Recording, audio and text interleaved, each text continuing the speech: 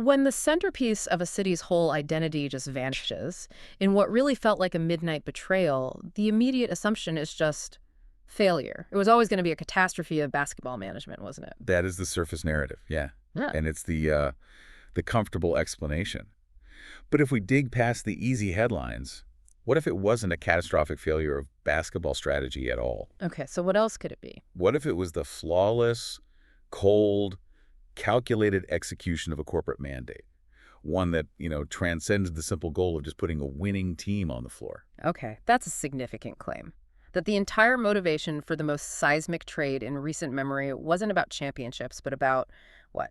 Real estate and the balance sheet. Exactly. Let's look at the facts we know, because they are still, frankly, unbelievable. We're talking about the Luka trade, February 1st, 2025. You have a player, 25 years old, in the absolute prime of his career. He had already earned 5 All-NBA first-team selections, which is, that's a statistical achievement that puts him in the rarest air. He wasn't just on the team. He had single-handedly dragged them to the 2024 finals. He was the anchor, he was the past, the present, and the future. And he's traded Yeah. mid-season at the absolute height of his perceived value.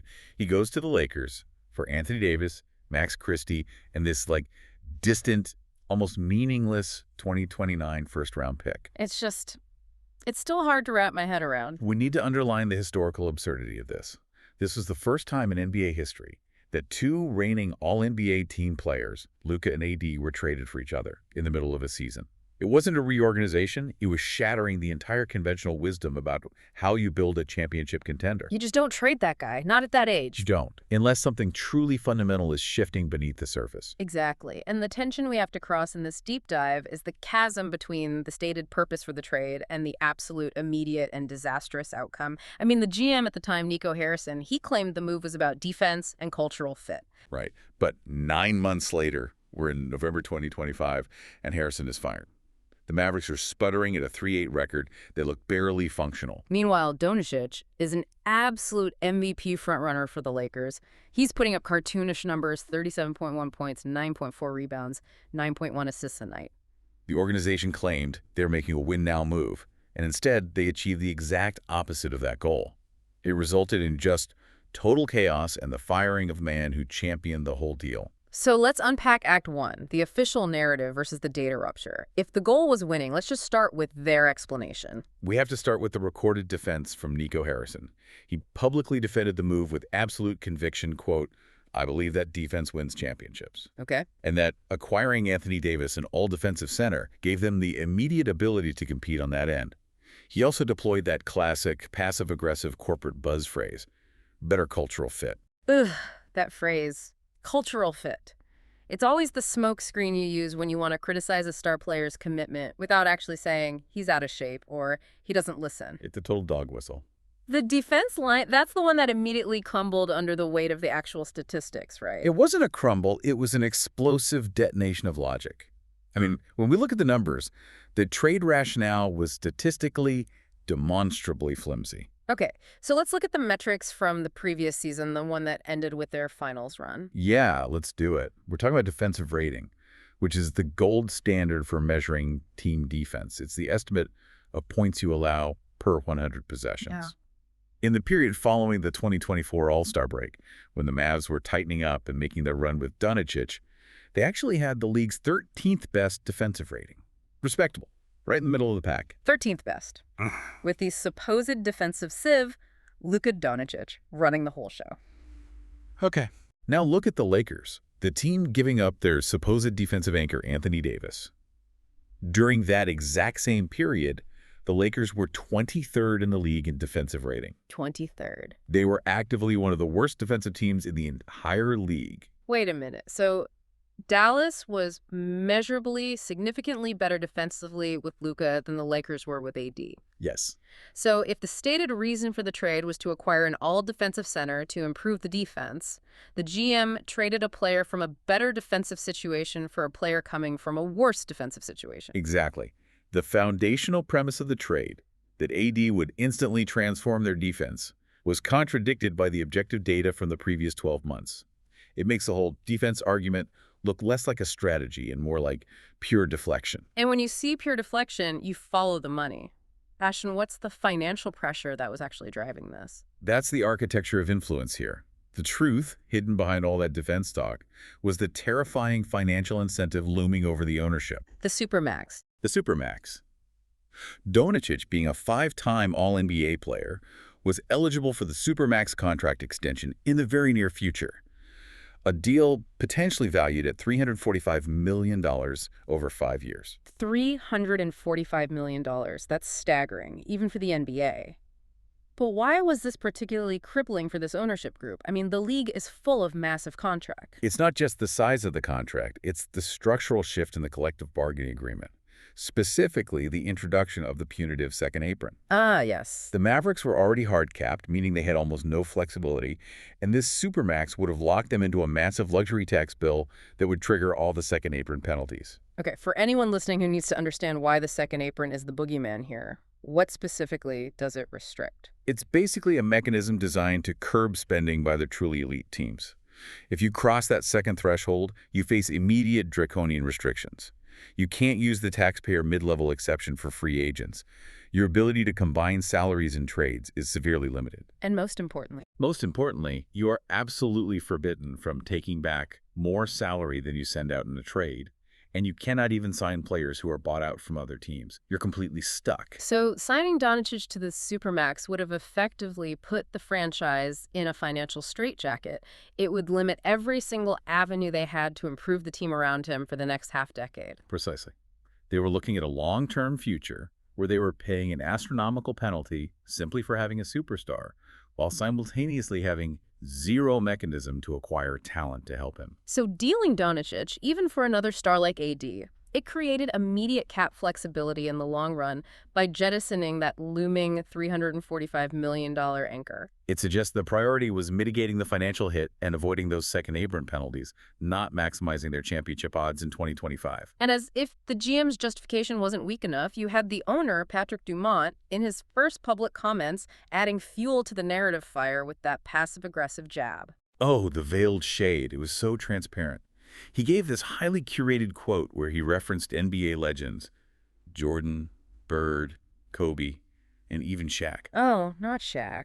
and specifically emphasized their singular focus to win and hard work. That was immediately and widely interpreted as a direct, cowardly dig at Doncic's work ethic and conditioning, just to retroactively justify the trade. The implication being that Luka wasn't a hard worker, that he lacked that singular focus. But the irony is absolutely delicious because you mentioned Shaq, the guy who was notoriously famous for coasting through the regular season and showing up to training camp out of shape. The selective memory required to use Shaq, of all people, to criticize the work ethic of Doncic. The player who holds the second highest playoff scoring average in NBA history is just baffling. It's a classic corporate strategy. Assassinate the character of the asset you just jettisoned to make the unpopular decision look necessary for culture. They needed the world to believe Doncic was the problem, not their books or their structural inflexibility. Exactly. And then the immediate spectacular curse hits. They trade their young cornerstone for an immediate win-now piece, Anthony Davis, a player universally known for an extensive, high-maintenance injury history. And what happens? The universe laughed. It just laughed. Mm. AD has a monster debut game, mind you. 26 points, 16 rebounds, 7 assists, 3 blocks. The Mavs actually set a team record with 18 blocks that night. The crowd was on its feet. What? But he leaves the game in the third quarter with an adductor strain. He strains his adductor in his very first game. You can't write this stuff. And this wasn't a brief absence. He missed more than half of the team's first 44 games post-trade. You trade your generational talent to win now, and the player you acquired to deliver that immediate success is immediately sidelined. Yeah. It felt profoundly karmic. It proved the gamble on health was just a complete disaster from the jump. But the organizational malpractice didn't stop there, right? The compounding errors just kept piling up, proving this wasn't just bad luck, it was profound misjudgment of their own assets. This is the real organizational indictment. 2 days after the Doncic trade, there was the disastrous Quentin Grimes move. Right. They traded Grimes, who was a promising, young, cost-controlled asset, plus a second-rounder, to Philadelphia for Caleb Martin. The stated goal was to, further shore up defense and add veteran depth. Yeah, and how did that play out? Quentin Grimes immediately exploded with the Sixers. He wasn't just good, he looked like a star in a new system. He averaged 29 points over a 9-game stretch in March. He hit a career-high 46 points in one game. That's not a player finding his feet. That's a core asset the Mavs misidentified and just dumped for nothing. 46 points. And Caleb Martin, the guy they got for this immediate defensive boost. Caleb Martin averaged 5 points for Dallas before getting injured himself. It was a complete disaster. They lost the biggest trade in NBA history, and then 2 days later, they lost a minor trade just as badly. It showed a complete organizational misjudgment of their own asset value and an inability to correctly evaluate talent across the board. And of course, the injury crisis just deepens. We can't forget the remaining star, Kyrie Irving, Who tore his ACL in March and is expected to miss the entire subsequent season. This team, built with massive financial sacrifices to win now around AD and Kyrie, immediately collapsed under the combined weight of organizational incompetence, the failure of the official narrative, and just catastrophic health issues. So when we talk about the fallout, we have to move past the financial reports and the data and talk about the emotional subtext. This felt like more than just disappointment for the city. It was a profound emotional trauma. It was. Fans felt a deep personal betrayal because the organization had spent years cultivating this idea of Mavs fan for life and the whole passing the torch narrative from Dirk to Luka. So the city didn't just lose a player. They felt the franchise itself had died. Dallas became a literal funeral for a franchise player. And that funeral was defined by the iconic protest of Jake Reedy, the 27-year-old going out at 1:22 in the morning to duct tape his signs together. It just speaks to that impulse of fan grief. You have to do something.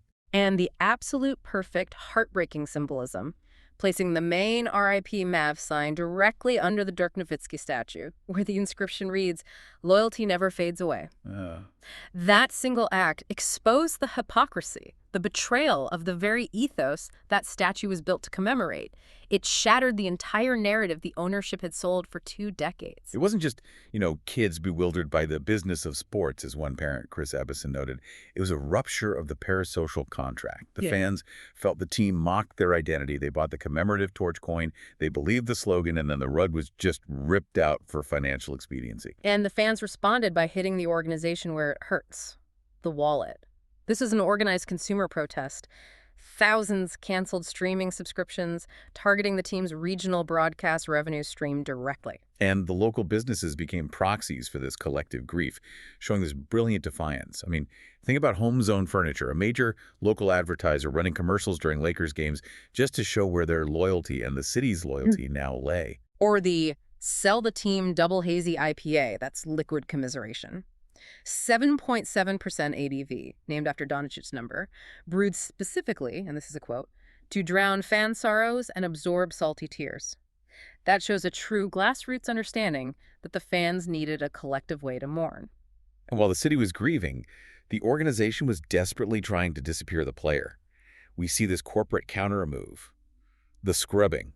Yeah, these surgical efforts to just erase Doncic's image as quickly as possible. The massive image at Love Field Airport, gone. The arena banner immediately removed. Merchandise just dumped at deeply discounted rate. They were trying to scrub him from existence, believing that if they removed the visual evidence, the grief would just dissipate. But you can't erase culture that quickly. No, and the grassroots resistance was powerful. The 2 iconic Doncic murals in the city, the NBA 2K cover mural and the superhero mural at St. Pete's Dancing Marlin, they stayed up. The bar owner flat out said, "Luka will always be a Maverick to me." And the Chop Sports Bar introduced the Long Live Luka shot for $7.77. The fans were drawing a line in the sand saying, "You don't get to dictate who our heroes are or where our loyalty lies." But the organization kept doubling down on poor judgment, moving from erasure to active censorship, which is often the first sign of panic from a controlling entity. Oh, absolutely. They actively avoided showing any critical fans on the Jumbotron during home games. The silencing of dissent was immediate and chilling. Fans were ejected for mouthing "Fire Nico" during the innocent karaoke camp segment. Others were physically pushed out by security for holding up simple protest signs. When an organization starts censoring its own loyal supporters, it sends a clear, toxic message. Loyalty is only valued when it's unquestioning obedience to the corporate line. And then we get to the peak of absurdity. Former owner and now minority partner Mark Cuban, trying to maintain his fan-friendly facade, publicly snaps. That moment was a complete breakdown of the cultivated Cuban persona. He yells at protesting fans to shut the fleck up and sit the fleck down. You have spent 2 decades building this image as the fans' owner, the relatable billionaire, and in one emotional outburst, the mask slips completely. And it was that moment of absolute rage, followed by the complete misunderstanding of the crisis. He immediately tries damage control by offering courtside tickets to an ejected fan who happened to own 7 Doncic jerseys. It shows a complete failure to understand that the crisis was emotional and spiritual. It wasn't about the transaction of tickets or VIP status. It was about the betrayal of trust. Offering a premium experience doesn't fix a shattered emotional bond. And the emotional fallout became genuinely alarming. The constant loud "Fire Nico" chants became the city's anthem. Harrison received explicit death threats. We know that the NBA head of security had to attend Luka's return game due to explicit safety concerns. That shows just how deep and how volatile the anger was. And when Harrison was finally fired in November 2025, after 9 painful months of chaos and a 3-8 start, his public reaction was fascinatingly composed. Yeah, he just updated his social media profile to unemployed, alongside Girl Dad. He showed this quiet, graceful acceptance that contrasted sharply with the organization's messy internal chaos and the toxic environment they had created around him. He became the scapegoat for a strategy that we believe was mandated from above, and that leads us directly into the true architecture of influence. We asked at the start, was this a basketball failure or a corporate mandate? If the trade made no basketball sense and the GM was sacrificed, we have to follow the money trail. And that trail leads directly to the new majority owner, Miriam Adelson, and the Las Vegas Sands Corp. This is where the basketball story just dissolves entirely and becomes a real estate and lobbying story. Adelson controls the team following her 2023 purchase. Her primary interest is widely believed to be the construction of a massive casino and resort complex in Dallas, potentially valued at $20 billion. And that requires a new, integrated, basketball-specific arena. And this ambition perfectly explains why Mark Cuban, the longtime face of the franchise, sold his majority stake. Cuban himself admitted he felt he needed other revenue streams, casinos, real estate, hotels, to compete in the new NBA landscape. He couldn't execute that kind of massive real estate development, so he sold to the people who could. The team ceased being an entertainment vehicle and became a key piece of leverage in a larger business plan. It's the definition of the billionaire's game. The team is no longer the product, it's the bait for a massive development. But the core hurdle is monumental, right? The Texas state constitution strictly bans gambling. It's a huge hurdle.